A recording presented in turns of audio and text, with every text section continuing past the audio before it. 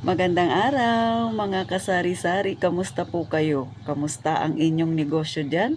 Sa mga walang negosyo, kamusta ang buhay ninyo mga kasari? So ngayon magbibigay si Ate Tintin ng tips para ito sa mga gustong magkaroon ng sari-sari store ha. Baka iniisip ninyo, nagbablog si Ate Tintin, wala masyadong ginagawa.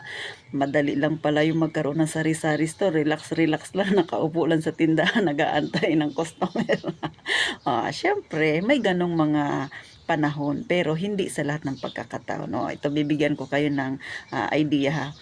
Kung gusto nyo talaga yung pagkakaroon ng sari-sari store, ha, dapat nasa puso ninyo. Tapos mahaba ang inyong pasensya. O bakit ko nasabing nasa puso? Kapag kayo ay magtatayo na ng tindahan, syempre aalamin mo kung anong klase ba yung iyong mga mamimili, magiging mamimili.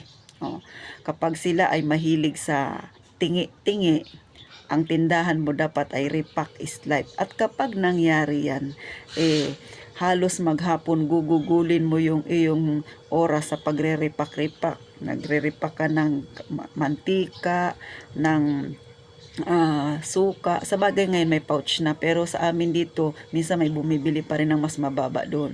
Tapos nagre-repack ka ng asin, minsan magre-repack ka pa niya ng yung kukwa. May naghahanap pa yan dito sa amin.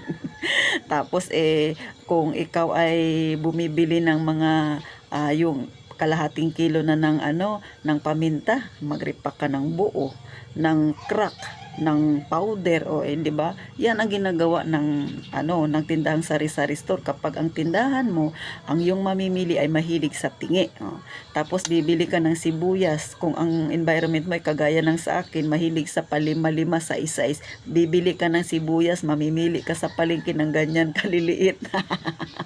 Bibili ka ng luya, tapos pipili ka ng magandang, mapuputol mo siya ng tag 5, tag 4. Totoo yan mga kasari ha. Ganyan ang tindahan ni Ate Tintin. Nakikita nyo maganda lang yung itsura sa likod.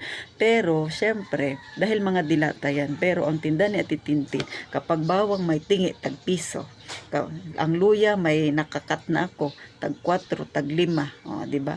Ang aking sibuyas, yung may maliliit, may malalaki rin ako kasi may mga customer din akong bumibili ng malalaki. Pero kadalasan maliliit, tag 5, tag 6, tag 7. Magrepack ka pa ng munggo. Ganun ang pagtitindahan, kaya dapat nasa puso. Bakit ko naman nasabi na dapat mahaba ang iyong pasensya? Minsan busy ka ha. May ginagawa ka doon, magagawa ka ng ice water. Mamaya kakatok yung bata, grabing tuktok talaga, pabili. Paglabas mo, piso lang pala yung pera niya. Kaway-kaway sa mga may tindahan kagaya ko dyan na na-experience din yung ganyan. Di ba? Piso lang pala yung bibilihin. Tapos meron pang customer na pagbibili, laging kulang piso, ibabalik ko lang te. Minsan wala nang balikan. Kaya nasabi ko dapat mahaba ang iyong pagpapasensya. Ganun talaga mga kasari. Talagang yan ay, kung wala ka pang tindahan, yan ay mai-experience mo kapag ganitong tindahan, ganitong negosyo ang iyong naisipang itayo na mga kasari. Sunod, dapat ang iyong dibdib medyo matatag. Bakit? May mga customer ka minsan na mahilig maghatid lumapit, nagpapaaway minsan ng tindahan sa tindahan. Dahil gusto niyang makautang sa iyo, ang gagawin niya, mag-i-style yan, sisiraan yung kabilang tindahan, magmamarites sa iyo. Kaya ikaw wag ka magko-comment kasi pag nagkamali ka, nag-comment ka. Baka mamaya hindi mo alam, meron ka na palang kasamaan ng loob. So ganun mga kasari. Kaya kung ano yung marinig mo, pasok dito sa kabila, labas sa kabilang tainga, huwag mong intindihin yan. Kasi nga, ang goal natin magnegosyo, ang goal natin ay mapabuti ang ating buhay, magkaroon ng magandang kahihinatnan ng ating pagninegosyo. So, iwasan yan ganyan mga kasari ha. Ano pa ang mga pwedeng mangyari? May mga kasari tayo or mga customer tayo na mahilig mangutang. Dapat ikaw matatag ang dibdib mo. Bakit? Kasi nga gumagawa yan sila ng senaryo, minsan nagpapaawa effect. O kaway-kaway sa mga may tindahan dyan, nakilala na nila ang kanilang customer na mahilig magdrama para makautang tapos hindi naman nagbabayad. Pagbibili sa kabilang tindahan na, mga kasari ha, sa mga walang tindahan dyan na gustong magkatindahan, mangyayari din yan sa inyo ha. Siyempre, masasakit din yung loob ninyo.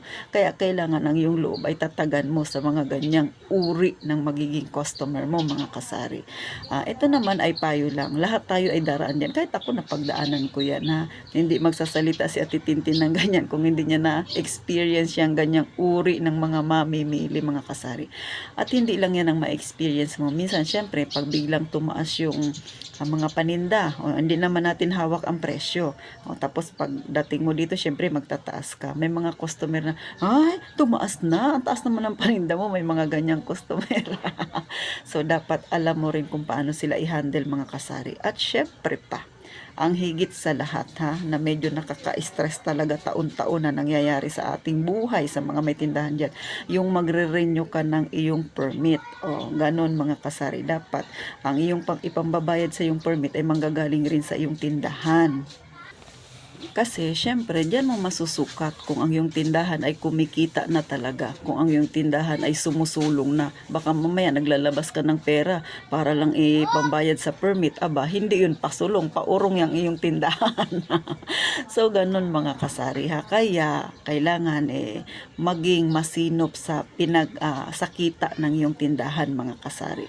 At saka, syempre pa, pakiramdaman mo yung tindahan mo. Kaya niya ba talaga na suportahan na ang iyong mga pangangailangan? Kaya ka nagtindahan, kaya ka tumigil sa pagtatrabaho kasi yan ang ipapalit mo. Paano kung panay palabas ang pera mo, hindi ka nakakaipon ng pera na galing sa tindahan mo, di ba? Ibig sabihin niyan, baka palubog at o kaya paatras ang nangyayari sa tindahan mo. Kaya kailangan maging aware ka diyan, mga kasari. So, paano? Sana nakapagbigay ako ng tips sa mga baguhan pa lang diyan sa pagtitinda at sa mga wala pang tindahan. Ito ay para sa inyo talaga. Pero pinaka the best talaga, bago ninyo pasukin ang pagtitindahan, magtanong-tanong, manood ng mga vlog na mga kagaya naming may tindahan, kung ano ba yung mga hinaharap naming problema sa araw-araw, ano yung mga strategy na pinagagawa ng mga may tindahan para makatulong umangat sa kanilang tindahan, ano ba yung pwedeng iwasan, ano ba yung pwedeng gawin, damputin ninyo yung pwedeng gawin na makakatulong sa inyo para mapalago. Huwag ninyong gagayahin yung mga sinasabi naming naging failure namin na mga kasari. Pero syempre, hindi ka naman matututo kapag hindi mo na-experience yung mga ganyan. Pero pwede mo siyang iwasan, o kaya kung hindi maiiwasan, at least hindi ganun kalala. Dahil syempre, nakapakinig ka na, nakapanood ka na ng mga ganyang pangyayari, at alam mo na rin ang iyong gagawin kapag ikaw ay may tindahan na. So, paano, mga kasari ha? Pag-isipang mabuti kung ang pagtitindahan talaga ang iyong puso, go ha. Pero syempre, kung nagdadalawang isip ka pa, wag muna. Mag-ipon na lang muna ng mag-ipon. Malay mo, ibang negosyo pala ang iyong balak, ang iyong nais, ang nais ng puso mo. Di ba, mga kasari? So, thank you po sa mga nanood at sumubaybay, sa mga hindi pa nakalike at saka subscribe. Please po, nakikisuyo si Ate Tintin, isang click nyo lang, mga kasari, sa subscribe button. Syempre, malaking tulong na yan kay Ate Tintin para marami pa tayong matulungan ng mga kagaya nating ang buhay ay nasa masa, para sabay-sabay tayong isang hakbang pasulong, mga kasari ha. Real talk tayo, hindi mayaman si Ate Tintin, kaya hindi ako magbablog ng payaman-yaman. Pangmasang buhay ang aking sinasabi, ang aking ikinikwento, ang isinishare ko sa inyo, mga kasari, dahil yun ang buhay ko, yun ang totoong buhay ng karamihan na sa atin na nasa masa ang pamumuhay. So, paano, mga kasari? Gaya ng palaging sinasabi ni Ate Tintin, mag-iingat kayong palagi, mga kasari.